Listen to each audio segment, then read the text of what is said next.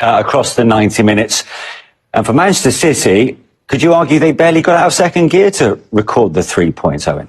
They probably didn't need to be fair. Brighton made it so easy for them. And when you make mistakes against Manchester City, the guys are too good. They're just going to punish you. I understand Brighton want to play between the lines and from the goalkeeper, but the way City set up today, that was always going to happen. And when they're that clinical and you give them a couple of goals, then forget about it.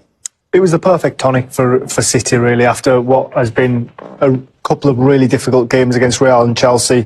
Come to Brighton, I feel as though Brighton played right into their hands. Even Pep's comments about Roberto De Zerbi, how much he admires him, it kind of, I suppose, plays up to people's egos, and you want to impress who is ultimately the best manager in the world. You think he's buttering up before the game? Well, a little bit. You had the best of it, Alex Ferguson, didn't you? I mean, that is what the best do. It's mind games, isn't it? Yeah, it is. But mind game, but he never used to butter up the opposition, or would he? No, there's different ways to do it. But we would. The thing is, I think with our teams, we could play different ways. So we could play on the counter, or we could out possession, we could out football you. Whereas this Brighton side, they only really play one way. And Pep knows that. And if he looks at the video, he knows Brighton are going to play that way. And I do think he is probably buttering up a bit, saying, oh, you guys play some great stuff. And then it's 4-0 later. Do you know what I mean? I think sometimes you'd be better off just going a little bit longer, and surprise them. But obviously they knew they're going to play because they play great stuff. But I think he's definitely buttering up a bit. Yeah, Owen's saying it was slightly one-dimensional from Brighton. Well, yeah, I mean, listen, you've got to take into consideration circumstances. Well, they're missing their best players, their best outlets, and I honestly think this City side do concede goals, and they did get in good positions tonight. They just made the wrong options, but it was before they got in those positions. It was the naiveness of trying to get out. A couple of times, Belieber could have gotten the half term, where like Caicedo last season, and he's the most expensive player in the Premier League. Yeah. He would have got out, and all of a sudden we would have been like that. That's brilliant from Brighton. But those individual, I suppose, decisions, they can paint a whole different picture on what you're trying to do. For City, though, it's 4 league wins on the spin. I mean, they've scored 17 goals in the process. It's City reverting to type right now, is it not, in the Premier League?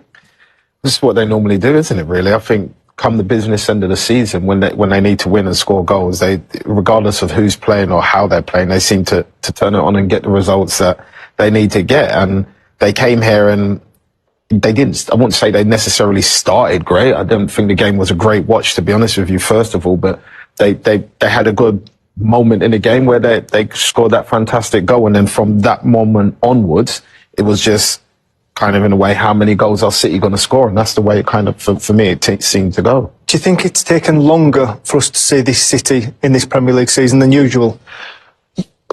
I would say so in some ways, but I would also say that I think that other teams in the league have got better.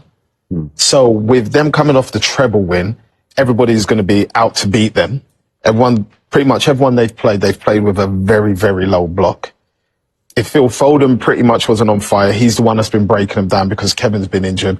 Haaland's been out a lot. So they've had a kind of weird front 3-4 because they haven't had the players that they wanted for the whole season. But whatever reason, Phil stepped up and he's stepped up again, and this with Kevin as well. So I think in many ways they're playing differently. They're playing well, but they're not the same City team as last year or the year before. I think every year they affect and win games completely different to the way they have done over the years. And I think that's why sometimes it's hard for a lot of teams to kind of deal with them, because you think they're going to play a certain way, but they hurt you from somewhere else. Like before, we're all worried about Kevin. Now you're worried about Kevin and Phil Foden. And Phil was the one that gets the 2 goals, whereas, say, last year or the year before, that would have been Kevin that was either got 2 assists or scored 2 of those goals. It's funny, Glenn, you talk about them maybe kick-starting that run later than usual. They're actually unbeaten in 18, and they've dropped points in only 3 of those games with 3 draws. So there is clearly some momentum going their way right now. Now, we've all, for a long time now, waxed lyrical about Kevin De Bruyne and what he's got in his armoury. Maybe a headed goal isn't one of them. Up until today, Owen, This really was a collector's item, wasn't it? I mean, let's be honest, if he was going to score a header goal, it had to have a little bit of finesse on it. He's that type of player, isn't he? I mean, who heads a ball like this with a bit of spin and lobs the keeper? I mean, it's a brilliant ball from Kyle Walker. Kevin's the best at sitting, nestling in a little position. And to be fair, normally he'd probably go with his foot, but this is the thing I love about, Pep. He knows, obviously, with playing Alvarez up there and Foden, they can rotate. Foden goes into that little pocket there, and Hector follows him. Alvarez adjusts his position. Kev goes to where Alvarez was. How about this for a little pick out? And then a finesse looping chip header. Mad. I mean, that is amazing. It's the power he generates from it. I don't think I could generate that much power from that, to be honest with you. And he's just like you said, the backspin on it as well. It's almost the only place he can go in the goal, isn't it? He completely almost wrong foots the goalkeeper. Was expecting almost a bullet header, and it just loops up into that top corner. But it was exactly what City needed at that point. Let's go to 2-0 then for Manchester City. Now, this has proved to be quite controversial. It came from a free kick. Should it have been given in the first place, Glenn?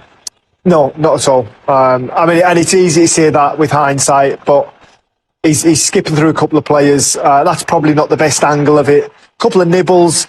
No real contact. I can understand why the referee's been sucked into giving it, but it's this contact here. He's going to take his other step. He kicks the back of Belieber, and that, I don't think for any of us sat here is a penalty. To be fair, the ref had an amazing position of it. He was right there, and then this happens. Off Pascal Gross has probably been their best player this season. So unfortunate. And Phil Foden saying, "Give me the player of the year." That's, you know what I mean.